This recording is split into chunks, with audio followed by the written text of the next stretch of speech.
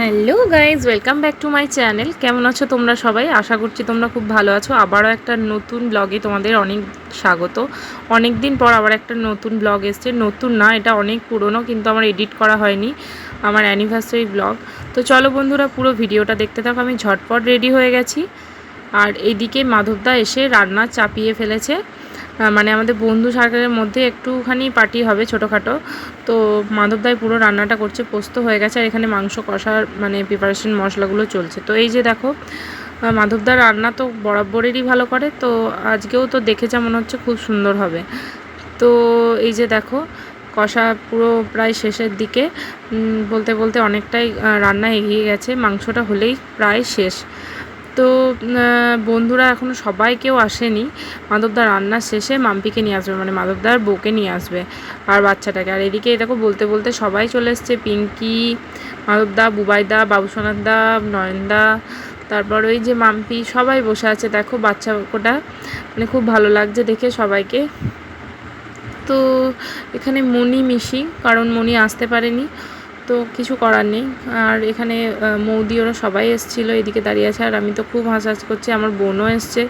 তো আর এইদিকে কেক কাটার প্রিপারেশন চলছিল, যে কেক কাট বলছিল, তো ওটারই প্রিপারেশন চলছিল। সবাই বলছিল যে কেক কাটার জন্য। আর এইদিকে এই যে টেবিলে সাজানো হচ্ছিল কেকটা খুব সুন্দর নিয়ে এসছে বরমশাই। তো খুব সুন্দর, আমার এই চকলেট ফ্লেভার কেক ভীষণই ভালো লাগে, যে কোনো কেকই আমার ভীষণ প্রিয়। তো যাই হোক, এই যে বাচ্চাগুলো মনে হচ্ছে ওরাই নিজেরাই কেটে ফেলবে। তো এই যে দেখো, আমার ছেলেকে দেখো, ও তো আগেই হামলে পড়ছে। কেক মানে ওর একটা বিরাট আনন্দের জিনিস। তো এই যে নিনি বুড়ি, আবার আমার ছেলে, সবাই মিলে নিয়ে ওদেরকে নিয়েই কেকটা কাটছি। তো চলো, এই যে দেখো কেকটা কাটছি। সবাই বলছে তাড়াতাড়ি কেটে ফেল, নাহলে ওরাই আগে কেটে ফেলবে। তো তারপর এই যে ওই যে আদি বাবাও এসছে। আদি বাবা আছে, পিছনে পার্থ আছে, এটা নয়নদার ভাইপো। তো সবাই আছি একসাথে, বেশ আনন্দই হচ্ছে। এই যে কেকটা কাটছি সবাইকে নিয়ে, সাথে করে নিয়ে, মানে কিছু করার মজাটাই আলাদা। আমার কাছে তো তাই মনে হয়, তোমাদের কাছে কি সেটা জানি না, কিন্তু আমার কাছে সবাই মিলে একসাথে কিছু আনন্দ উপভোগ, মানে একসাথে সেলিব্রেট করলে আমার সেই আনন্দটা মনে হয় দ্বিগুণ হয়ে যায়। আর বাড়ির সবাই তো মোটামুটি, মানে দিদি নেই, কিছু করার নেই, কারণ দিদি অন্য জায়গায় গেছিলো। তো যাই হোক, এই যে দেখো, এখানে ফুচকিও নেই, দিদিও নেই, কিন্তু মা আছে, মা বাড়িতে আছে শুধু। তো এই যে দেখো, সবাইকে এবার কেকটা ডিস্ট্রিবিউট করে দেব।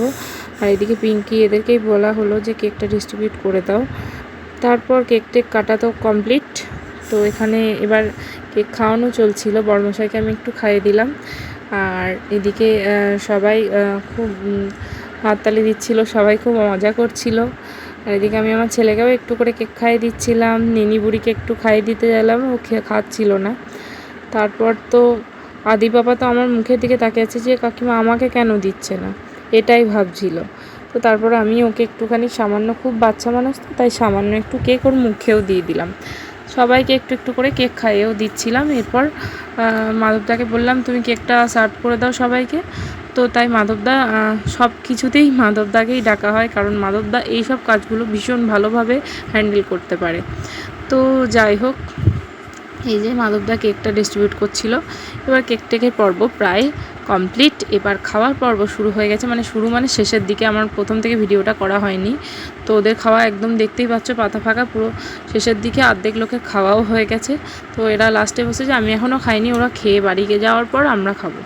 তো এই যে বাবাইদা, সুকান্তদা বাইরে ছিল, ওদেরকে তখন ভিডিওতে আসা হয়নি।